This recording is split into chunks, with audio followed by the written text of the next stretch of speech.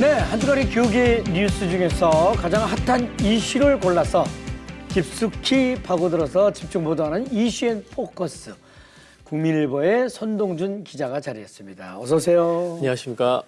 자, 오늘은 어떤 소식을 갖고 오셨습니까? 네, 오늘은 교회가 들어서면서 주변 상권과 지역이 살아나는 현장, 그리고 교회학교 위기와 해법과 관련한 소식까지 두 가지 전해드리도록 하겠습니다. 네, 궁금합니다. 네, 첫 번째 소식 듣겠습니다. 네, 요즘 길을 걷다 보면 임대 문의가 붙은 상가들 많이 보셨을 텐데요. 네. 요즘 상가 7곳 중 한 곳이 비어 있다고 합니다. 네네. 그만큼 공실 문제가 심각한데요. 네네. 특히 신도시의 많은 지식산업센터 상황이 특히 더 어렵다고 합니다. 경기도 일부 지역은 공실률이 무려 70%에 달한다고 하는데요. 네. 이런 상황에서 교회가 들어오면서 분위기가 달라진 곳들이 나타나고 있습니다. 네, 공실이 많은 상가 건물에 교회가 들어가면 어떤 변화가 생기는 건가요?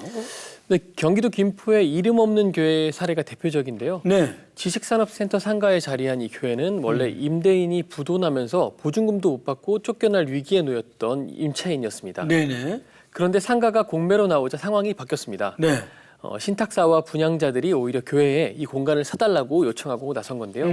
공실이 계속되면 관리비가 밀리고 건물 유지가 어려워지기 때문입니다. 네네. 교회가 들어와 불을 켜고 관리비를 꾸준히 내는 것만으로도 건물 입장에서는 마지막 안전망이 된 겁니다. 네네. 맞은편 카페 사장님 이야기를 들어봤는데요. 네. 사람이 오가면서 상가가 살아있는 느낌이 난다고 말했습니다. 네네. 교회하고 상가 모두 서로 윈윈일 것 같은데 교회 입장에서도 이런 공간이 괜찮았던 이유가 있겠죠? 네, 경기도 하남의 153 교회가 그런 경우인데요. 네. 역시 지식산업센터 내 상가에 입점해 있습니다. 주말이면 사무실이 비어서 주차장이 넉넉해지고 층고가 높아서 예배 공간으로도 쾌적하다고 담임 목사님 말씀하시더라고요. 네네. 교회가 성장하면 멀리 이전하지 않고 그 옆 공간을 추가로 임대해서 확장할 수 있다는 점도 장점으로 꼽았습니다. 네. 교회가 건축하는데 막대한 에너지를 쓰는 대신에 이렇게 공실 상가를 이용하는 것도 좋은 대안일 것 같다는 생각이 드네요. 네. 대형 쇼핑몰 안에 들어간 교회도 있었다고요? 네, 광명의 아델포이 교회 이야기인데요. 대형 쇼핑몰 안에 자리하고 있습니다. 네. 이 교회는 교회 안에 주방을 두지 않고요. 예배가 끝나면 성도들이 건물 안 식당으로 흩어집니다. 교회 안에서 봉사하느라 에너지를 쓰는 대신 지역 상권을 이용하자는 선택인데요. 네. 실제로 주변 식당 매출이 늘었다고 하고요. 평일에도 학술 행사, 모임 등이 종종 이어지면서 상권에 활력이 생겼다는 평가입니다. 네네네. 지역 상권이 살아났다는 것만으로도 교회가 큰일을 한 것 같다는 생각이 드는데 어떻습니까? 서울에서도 이런 비슷한 사례가 있나요? 서울 새로운 교회는 송파구 대형 유통산업단지죠. 가든파이브에 멀티플렉스 영화관이 나간 자리를 예배당으로 리모델링하고 있습니다. 네네. 단독 예배당을 새로 짓는 것보다 비용 부담을 크게 줄이면서 대규모 주차장과 지하철 직결이라는 접근성을 확보했습니다. 일부 공간은 지역 문화예술인들을 위한 소극장으로 활용하는 방안도 함께 추진 중입니다. 네네.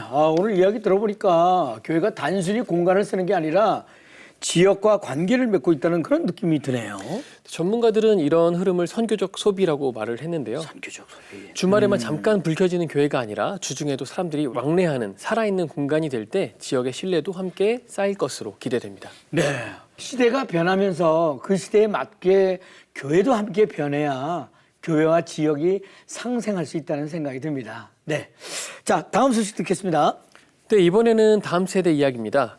주일학교 사역자 연구소가 현장 설문을 바탕으로 2026년 교회학교 핵심 키워드를 발표했습니다. 네. 한마디로 정리하면 지금 구조로는 교회학교가 지속하기 어렵다는 진단입니다. 가장 중요하게 나타난 핵심 키워드는 뭔가요? 가장 먼저 나온 건 교사 문제였는데요.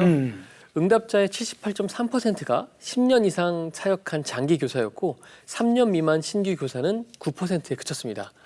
새로 들어오는 교사가 거의 없는 구조입니다. 응답자의 88.1%가 체계적인 교육과 영성 훈련이 부족하다고 답했습니다. 네. 연구소는 교사를 여전히 봉사 인력으로만 대하는 구조에서는 교회학교를 유지하기 어렵다고 봤습니다. 그렇군요. 네. 그럼 교회가 사역 방식 자체도 바꿔야 한다는 얘기인가요? 네, 대규모 모임 중심 운영은 현장에서 점점 힘을 잃고 있습니다. 네. 지난 3년간 출석 인원이 줄었다는 교회가 절반을 넘었는데요. 대안으로는 소그룹 중심, 관계 중심 사역이 제시됐습니다. 그러면 가정의 역할도 중요할 것 같다는 생각이 드는데. 네, 물론입니다. 주 1회 교회 프로그램에만 맡기지 말고 일상에서 신앙교육의 주체가 되도록 교회가 도와줘야 한다는 건데요. AI 역시 교사를 대신하는 도구가 아니라 콘텐츠를 준비하고 기획을 돕는 보조 수단으로 적극 활용하자는 제안입니다. 네. 교회 학교를 살리기 위해서는 결국 교회의 선택과 결단이 중요해 보입니다. 네. 네, 연구소는 재정과 인력, 훈련에 대한 리더십 차원의 결단 없이는 변화가 이어지기 어렵다고 봤는데요. 네. 구조를 바꾸고 교사를 세울 때 교회 학교도 다시 숨을 쉴 수 있다는 진단입니다. 네, 네, 알겠습니다. 교회 공간의 변화, 그리고 다음 세대를 향한 구조 점검까지 새해 교회가 새롭게 할 수 있는 방향을 제시해 주신 것 같습니다. 네, 국민일보의 손동준 기자였습니다. 대단히 감사합니다. 네, 이어지는 단신 뉴스 보시겠습니다.